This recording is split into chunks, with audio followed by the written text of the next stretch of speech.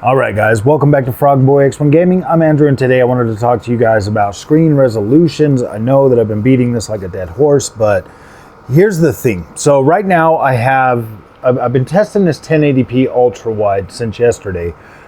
Scepter sent this out to me. It is a 1080p ultra wide monitor, so it's been pretty good. It's been pretty good.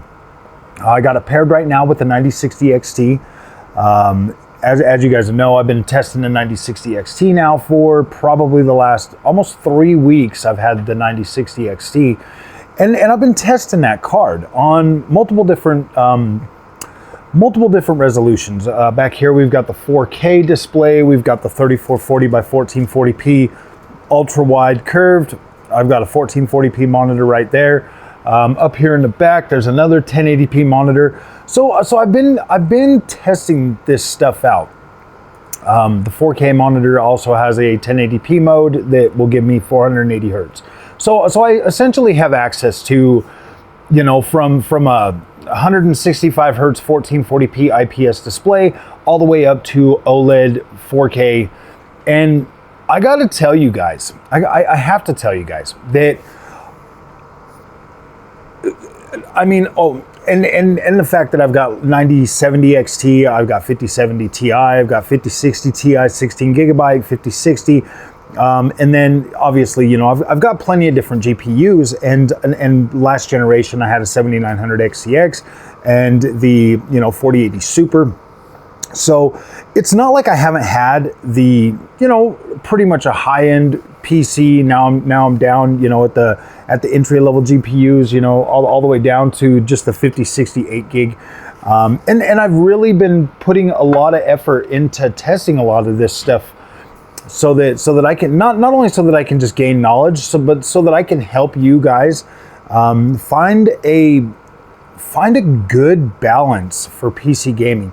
I get a lot of comments about people being upset about pricing, people being upset about, you know, companies taking advantage of them and all of that stuff. And I know I might seem indifferent to that sometimes. It's because I sit back and having access, you know, and that's a thing. That's a thing that I don't think a lot of people understand. I think when you go into PC gaming, I think your first inkling is like, okay, I got to get the best that I can get, that I can afford right now, so that I don't have to worry about upgrading later down the road. And that is like probably the worst way to go into PC gaming thinking, because that's what I did. You know, that's what a lot of us do. You know, I went into PC gaming thinking, all right, I'm getting this $1,700 for a pre-built PC. This is like, whoa. And looking back on that experience, being like how fast I grew out of a 3060 Ti 8 gigabyte GPU. I grew out of that GPU fast. Why? Because I was trying to play at 4K. And then I was trying to play at 1440p. And that card just wasn't... During that time period, my lack of knowledge for PC gaming made that card just not a very good experience. Made it a horrible experience, to be completely honest with you. Knowing what I know now, I would still be able to use that 3060 Ti to actually enjoy gaming. But the thing is we go into these PCs, we go into PC gaming with this thought, you know, all right, I need X amount, I need this, I gotta just get it all the way out there. So after the 3060 Ti, my mindset changed to, okay, I need something higher end. I went straight from, you know, a 3080 10 gig all the way to the 7900 XT. And for a long time, I was more than satisfied with that card. I mean, like today, if I had that card still, knowing what I know now, I'd be absolutely satisfied with that experience still. Because it's just, yeah, you essentially don't, in PC gaming, you really don't need as much as you think you need. I guess that's the easiest way to say it. So if we look at, in my opinion, this is why I've been beating around. This is why I've been beating a dead horse when it comes to screen resolution and stuff like that. The most important thing that you can do for your PC gaming is your display. Your display, just going from an IPS to an OLED, massive difference. More massive than getting a little bit faster card for twice the money. Okay, you're gonna get more bang for your buck, more benefit from a new display than you're gonna get most of the time upgrading your GPU. Now your GPU is very important still, don't get me wrong. Some people will sit there and tell you until they're blue in the face that like, oh my gosh, absolute power. I mean, when I started struggling on a 3060 Ti, it didn't take long for the community to tell me, no, Frog, you need a 3090. And I'm like, wait a minute. So I got to buy a 3090 just to experience the full-on gaming experience. And that's how fast things get get out of control. That's how fast things get out of hand, for sure. If you have a problem with the low-end card, people are automatically like, no, you got to do this, thinking that like for some reason that's going to future-proof you for time and eternity if you just spend 4 times the amount of an entry-level card on one GPU that's at the end of the day maybe 30% faster than the card you're already buying at entry level. And that there sucks, okay? Because when I went from 3060 Ti to 3080, it really was not that big of an upgrade. It was like, wow, are you serious? This is the best this can do? And it started getting frustrating. And then I went into this long, freaking, like a 1.5 years long, just mindset that like PC gaming was just a scam. Like they're just out there to get money from you. The best way to fight that is to just buy AMD and to only use AMD because AMD gives you more bang for your buck.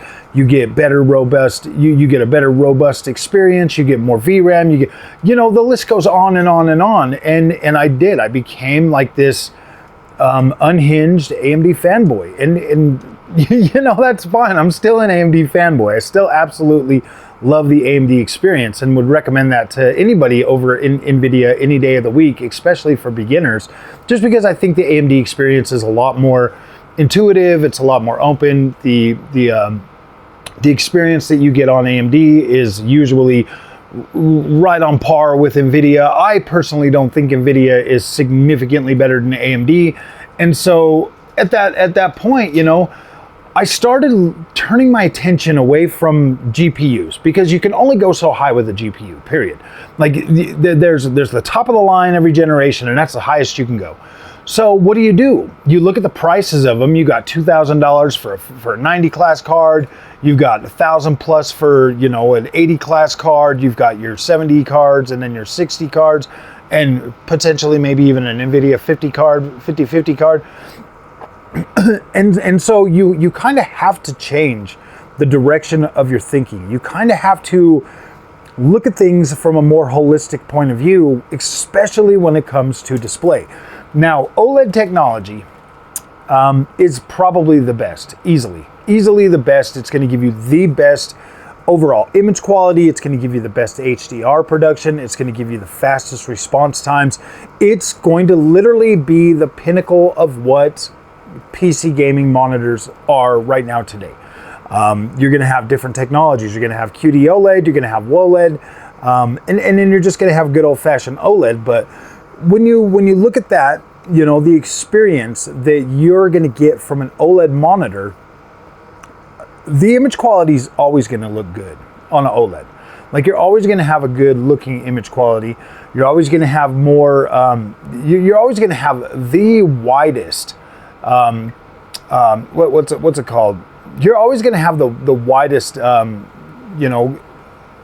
dang it, contrast ratio when you go OLED, because you're going to have blacks, and then you're going to be able to, not infinite, because some monitors don't get super bright. If you go QD OLED, you're going to be able to get really bright. I haven't bought one of those yet. I do plan on it eventually. I just haven't done that. I'm still fully enjoying, my WOLED from LG.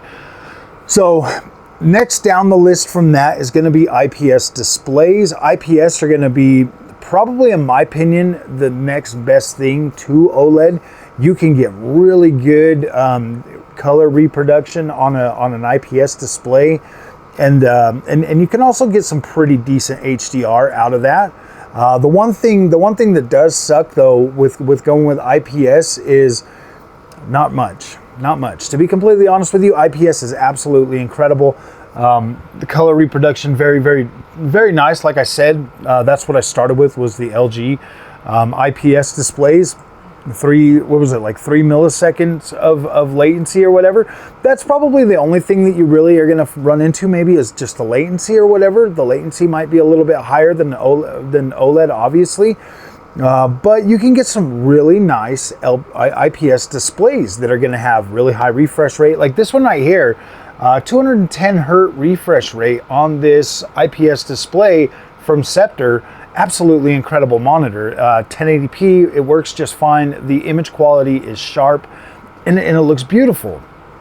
So is what I've learned along the way is the image quality is highly dependent on the display that you use.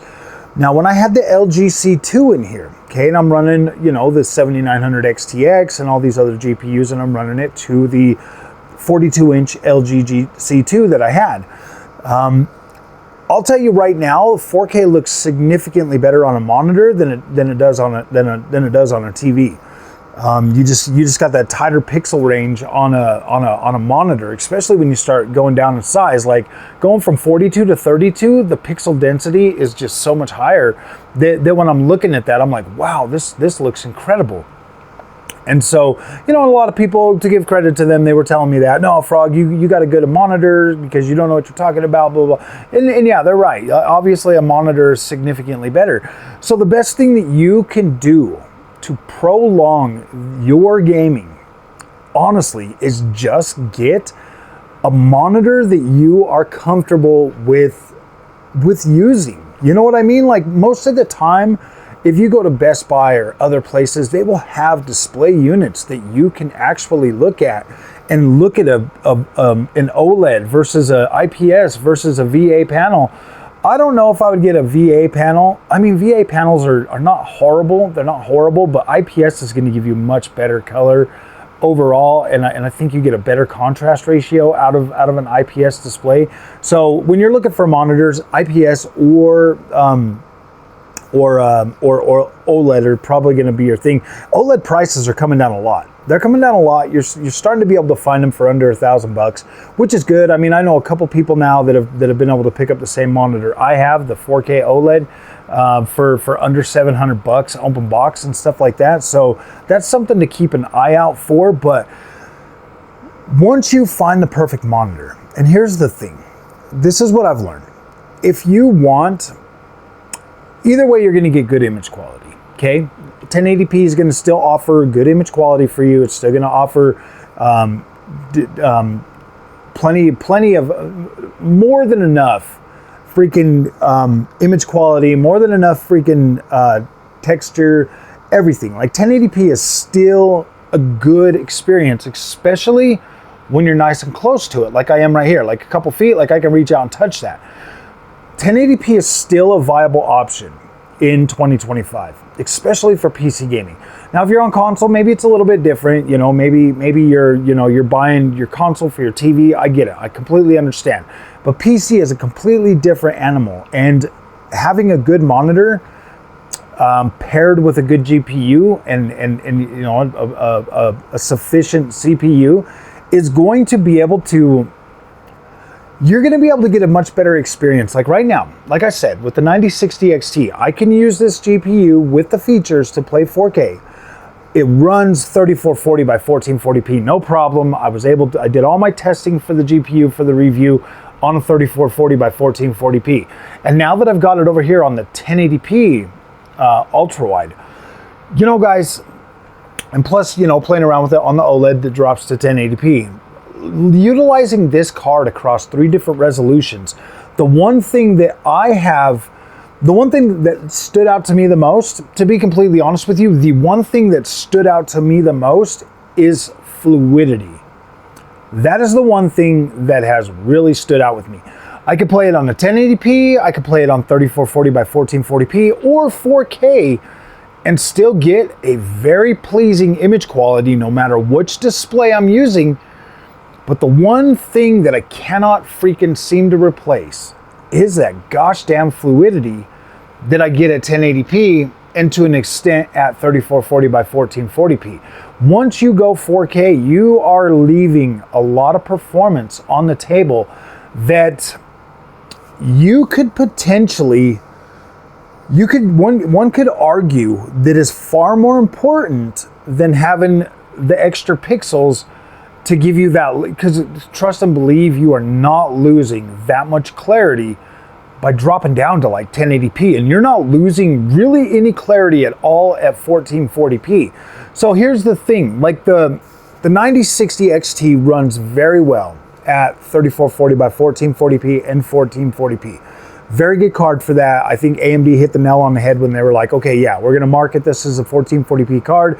In my opinion and in my experience, I found it to be rather similar in performance and quality to the 7800 XT from last generation. So I was like, yes, this is good. You don't understand just how big of a difference FSR4 really makes when it comes to being able to play these games across these multiple different resolutions. FSR4 in a performance mode is very close to what native 4K looks like, as is DLSS 4. Like, you put any one of these GPUs, the NVIDIA 50 series or, you know, Blackwell or RDNA 4 from AMD, on these different monitors, and you utilize the newer features with frame generation and stuff like that, you really can push the limits of what these GPUs can do. So essentially, if you were to be like, okay, I gotta have 4K, that is where I need to be. The good thing is you can buy any of these GPUs, and yes, you can utilize the features to be able to give you that 4K experience. And for the most part, the 60 class cards are gonna feel more like the console experience, to be fair. Especially at 4K, but like your 70 class cards are definitely going to give you a good 4K experience that you could be like, okay, I like this. This is good. Fairly smooth, fairly optimized this generation if you're using the features, for sure. But in my opinion, you really don't necessarily need more than 5060 Ti, 9060 XT. If you pair it with a suitable monitor and you're willing to use the features, you can pretty much rock most of the stuff that's out right now today and have an enjoyable experience with it. I personally am really liking 1080p, to be completely honest with you guys. 1440p absolutely is my sweet spot, my ultra wide 3440 by 1440p. That's always going to be my favorite. That's always going to be my favorite. But it is good to know. Like, it is good to know that like 1080p ultra wide is an option, and it provides a solid experience that will give you a good good image quality, good performance, and scalability. That's like, wow, dude, this is I'm actually quite surprised, honestly, because once I left 1080p and went straight to 4K from you know, PS4 and Xbox One generation, like, I looked down at 1080p like it was horrible, and those consoles only reinforced that negative stereotype, because every time you would play one of your 1080p games on the 4K display, it would just look horrible. Like, it would look atrocious. So you just automatically got like this, like, oh man, 1080p is trash. Like, I get it. Like, I understand why a lot of people think that way and feel that way. But when you're running native 1080p on a native GPU that will push 1080p at ultra settings at high frame rates, 1080p is still a very viable option and can 100% still continue to entertain and provide top quality gaming experiences well into 2025.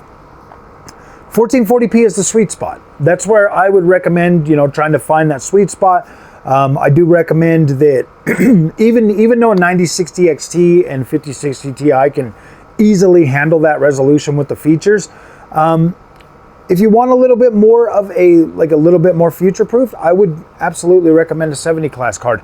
I just don't think I would recommend anything over that. To be completely honest with you, after everything I've played and everything I've tested and done on these GPUs, I don't necessarily see much of a reason to go above that, to be completely honest with you. I just don't think the experience is going to get significantly better, especially like with a 5080 versus a 5070 Ti. It's like 10 to 15% better. Yeah, dude, like that's not enough to warrant that extra $700 on top of that. I just don't think. So, all right, my friends, if you guys like this content, do not forget to like and subscribe. Let me know your feelings in the in the comment section. I would like to continue this conversation going well into the future, just so that we can help as many people as we possibly can. If you have a good experience on a 1080p, please let people know in the comments section. If you're a 1440p guy, definitely let people know. We want people to have the best information that they can. And if you're a 4K guy, hats off to you, man. No, I'm just joking. If you're a 4K guy, cool. Let us know how your experience is going, and tell us what you did to get to where you're happy with 4K. So, all right, guys, we'll see you in the next one. Froggy out.